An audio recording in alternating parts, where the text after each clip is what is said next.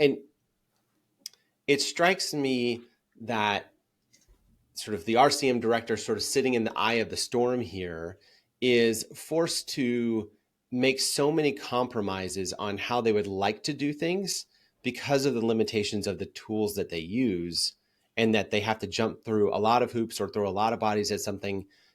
Maybe their software doesn't do auto posting and reconciliation correctly, or maybe their software doesn't do patient billing in a meaningful way. And so they have to, find third-party vendors and stitch together tools that don't really talk to each other very well.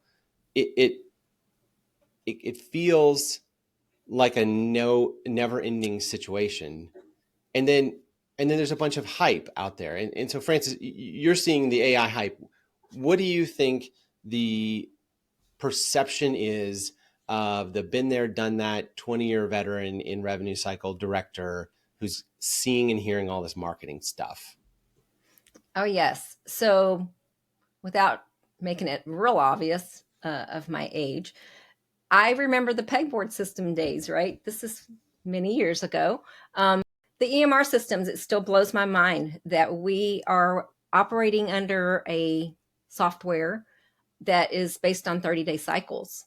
It's, when EMR first came out, there wasn't as many payers accepting electronic claims. That wasn't a big thing. Auto posting coming back all the quicker. That wasn't a thing. The patient billing, to me, is still so archaic that it's based on, okay, one statement a month.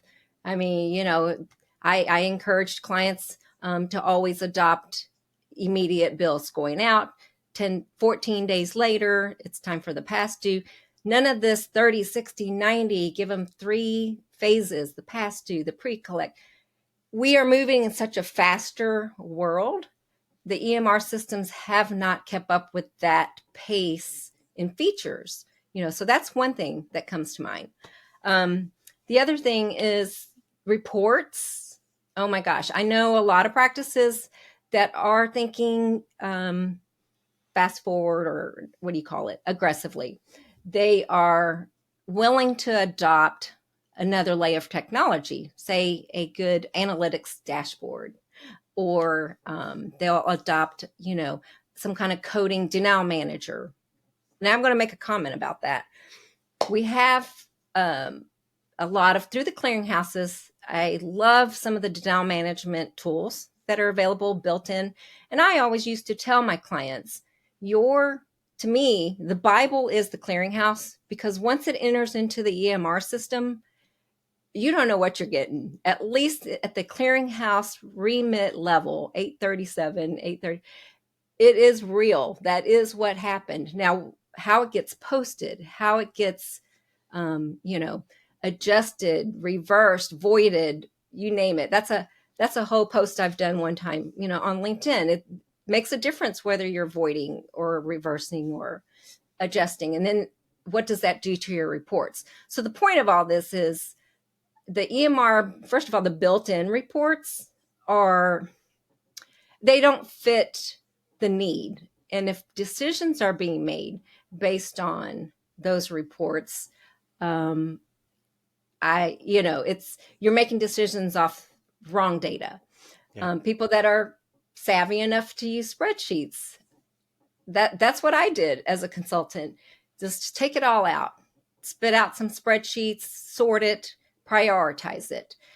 But then what did I have to do? I had to go and, disperse it to the board members, physicians who are like already eyes glazed over on the first page, so it is about the EMR reporting. How do you not have to keep adding third-party products to make it do what you want? I have had physicians tell me, I am not spending another dime on another piece of technology for something the EMR, I paid high dollar for this EMR system. Why am I having to supplement it? So that's been a lot of hot topic. So yeah, the reports are just, again, a bad thing unto itself. I wanted to touch on just the patient side of it. You talk about how EMR was supposed to make the world paperless. Well, everybody knows it's not. it kills me that, like, we're mandated to give patients a discharge summary, right? It's got 4 pages of stuff nobody looks at, but somewhere on there is their next appointment.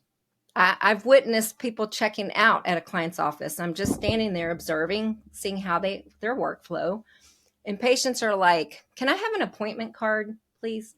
So they are still buying stocks of appointment cards to give to that patient, whether they ask for it or not, because they know their no-show rate was dependent on it.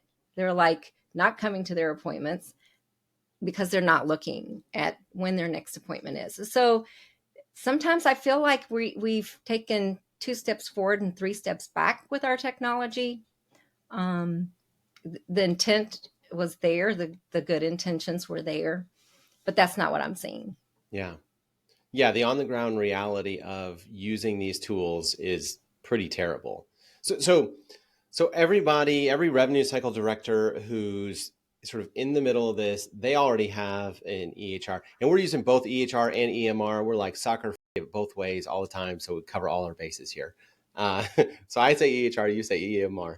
Um, so the the sort of bolt-on solution approach has helped make a dent, whether it's sort of patient intake and patient billing, maybe analytics, denial management work queues, you're sort of supplementing, but then it all still a lot of times comes back to the reporting, which you were touching on, which is completely inadequate. And so that's where they use these sort of third-party analytics tools to supplement. But now you're sitting there, you sort of got these mishmash of tools that are there, and then there's new marketing coming in around sort of AI this, AI that. And we've probably all been to HIMSS, and we've probably all seen the $100,000 booths, and we've seen the cycle of buzzwords, whether it's automation and RPA or value-based care and this and that.